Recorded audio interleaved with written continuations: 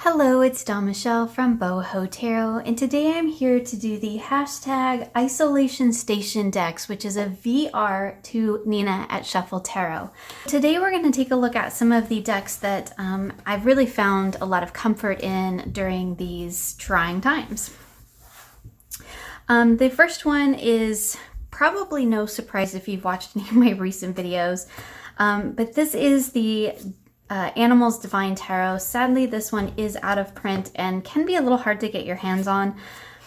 But this deck has really just been the deck that has really helped me bridge the gap to working with animal decks. Up until working with this deck and the next one that I'm going to talk about, I really was kind of opposed to animal decks. I don't know why. They just really never resonated with me. This one does bring in divine energy through the majors and the court cards, and for me that actually really works. And then we have the animal energy in the minors, and the messages that I get from this deck are just on point. It doesn't shy away from the hard things, but it also is very nurturing when I need it to be, and it can be a lot of fun too, which kind of surprised me. Sometimes it's got a really great sense of humor, and it's just a gorgeous deck. If anybody from Llewellyn ever watches this in a borderless edition would be phenomenal, because this artwork is amazing. I'm a fan of Lisa Hunt's artwork. I have a lot of her decks, like almost all of them. I'm still working on completing my collection, but I think her artwork is amazing, and this deck has the most gorgeous artwork. And this deck, borderless, would be fantastic. So this is probably one of the main decks that I've been using throughout this whole isolation time. And the other deck that really has gotten me into working with more animal type decks is my Spirit Song Tarot. And this is another one that I've been turning to quite a bit. It is a very nurturing deck, but more than that, it has a lot of depth to it. And that kind of surprised me. And I think I talked about both of these decks less in my March wrap-up, because these are both decks that I really worked with a lot in March, but I'm continuing to work with them in April as well. And this one is beautiful. I have, of course, trimmed it. I did a mod with me on it, and I've edged it in these matching pastel colors. But this deck for me, not only has it been nurturing, but more than that, it's been really a deep read, and it has really helped me to kind of reconnect with self, which seems kind of funny because it's an animal deck. But to me, this deck is actually very spiritual.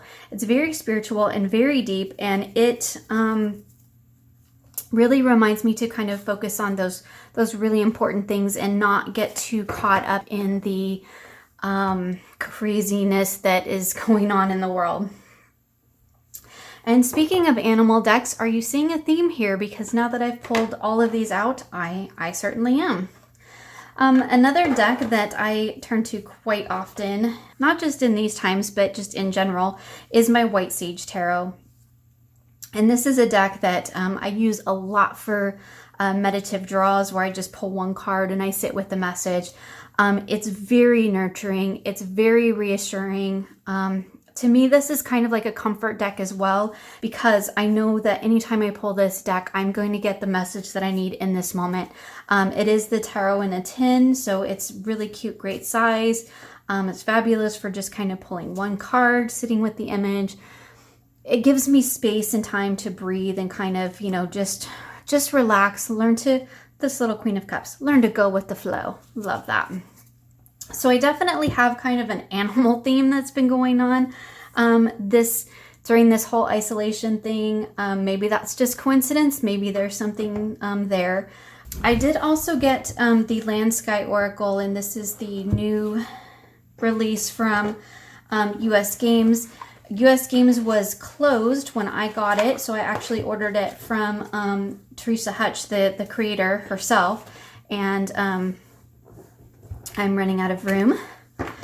And it's been a really wonderful deck. I have not worked with this a ton. You will see they are still in order, and that is because I am working with these with the guidebook to get to know them.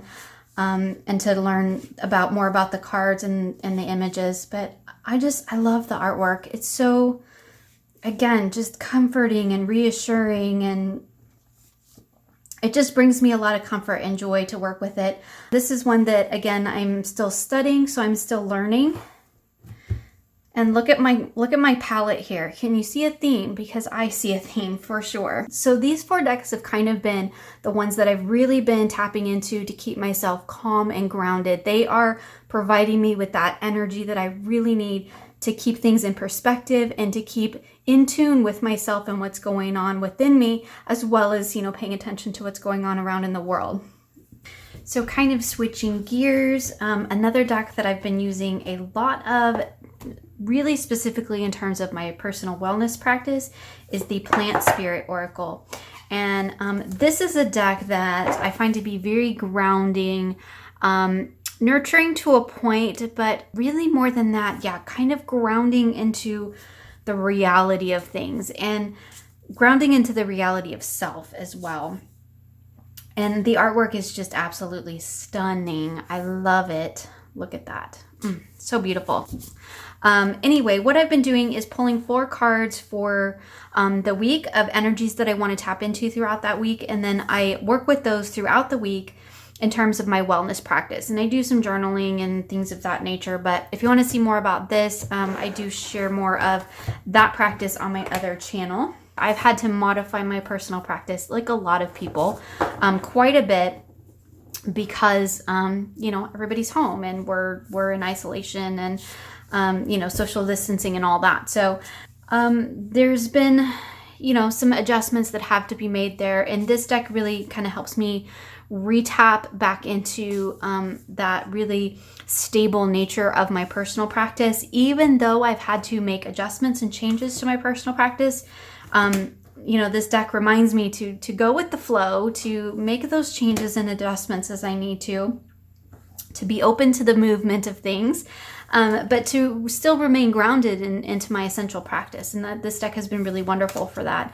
It's a definite different vibe from some of the other decks that I've been working with a lot over the last couple weeks, but it's been really an important part of my wellness, my personal wellness practice, because it has helped me to ground back into the stable nature of my own practice, even despite some of the changes. This one has been an important part of my personal wellness practice and keeping me grounded and stable with that in a time where it's really easy to kind of just shove all that aside and say, it's just too much right now.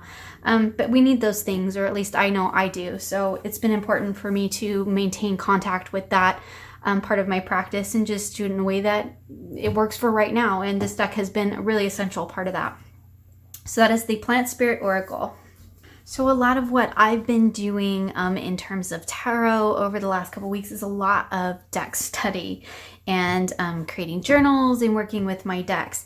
So one of the decks that I've been working with is the Affinia Rosa Tarot, and let me just show you first.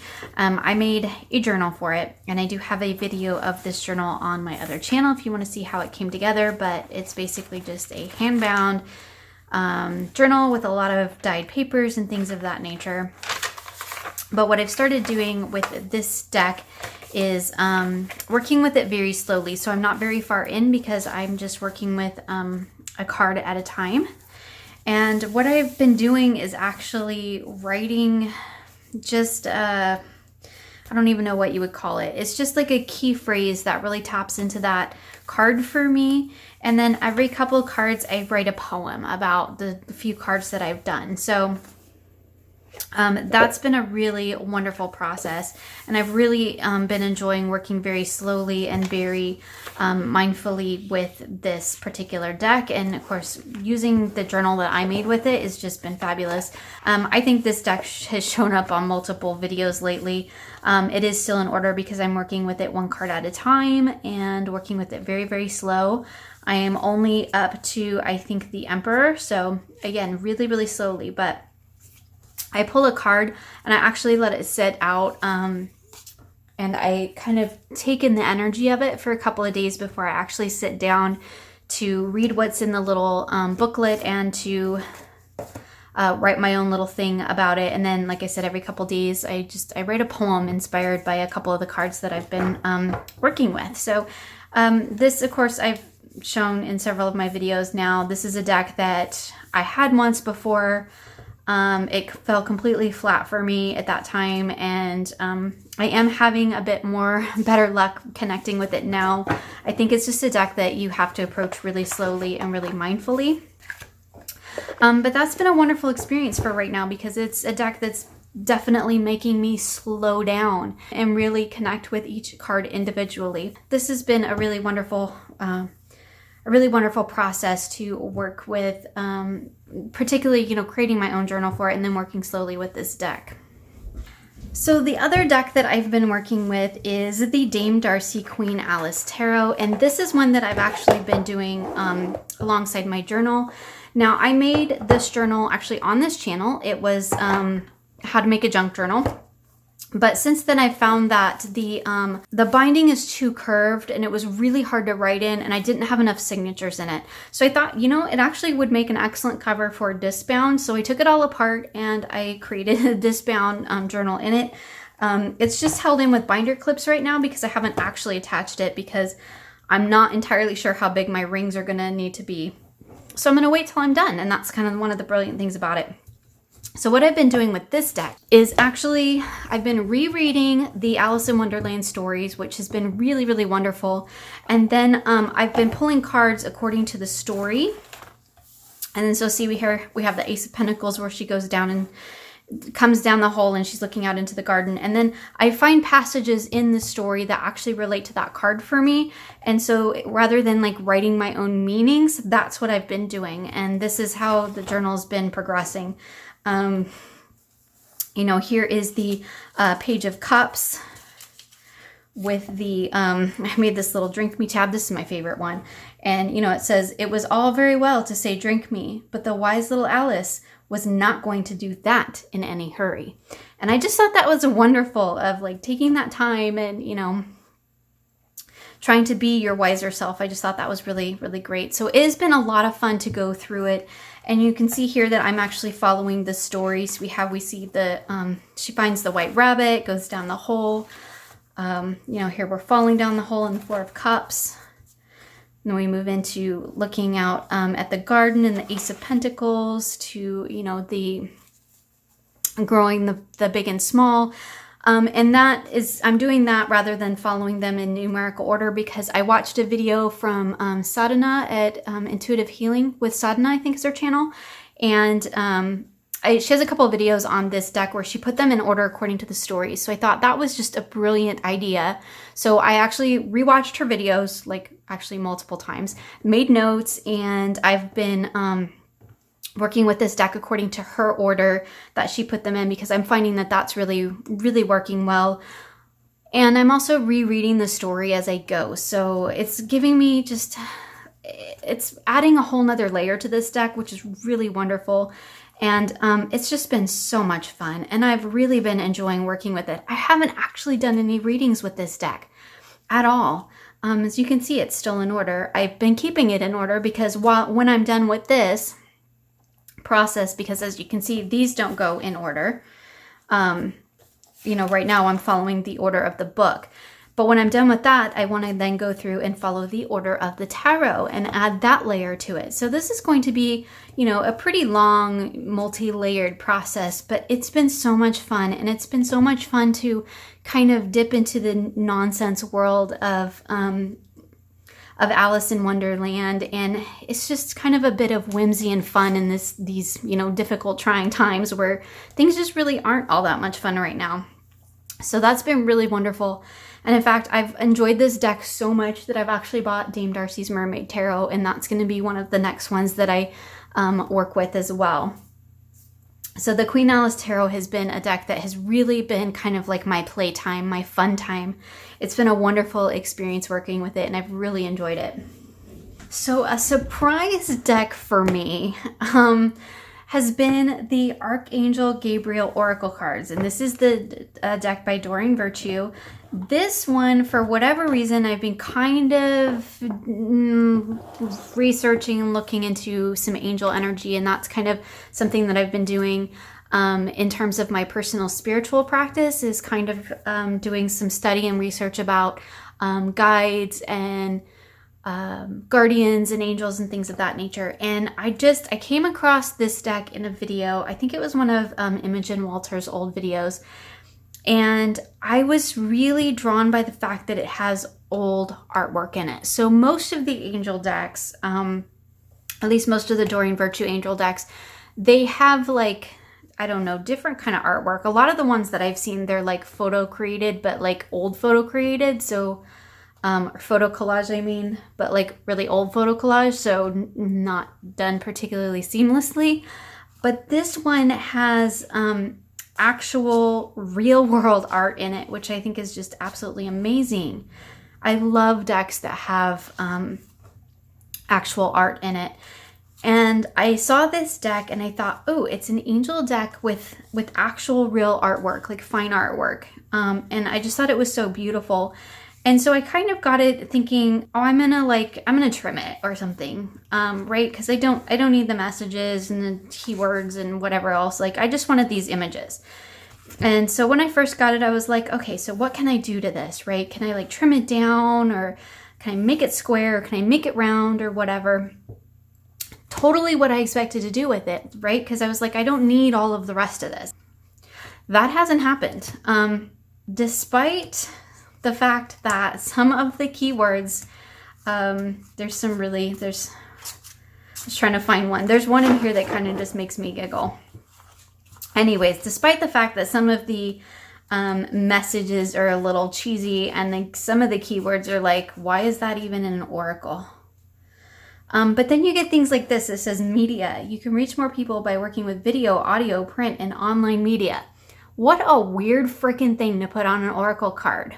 But when it comes up in a draw for me, I'm like, oh, maybe I should make a video.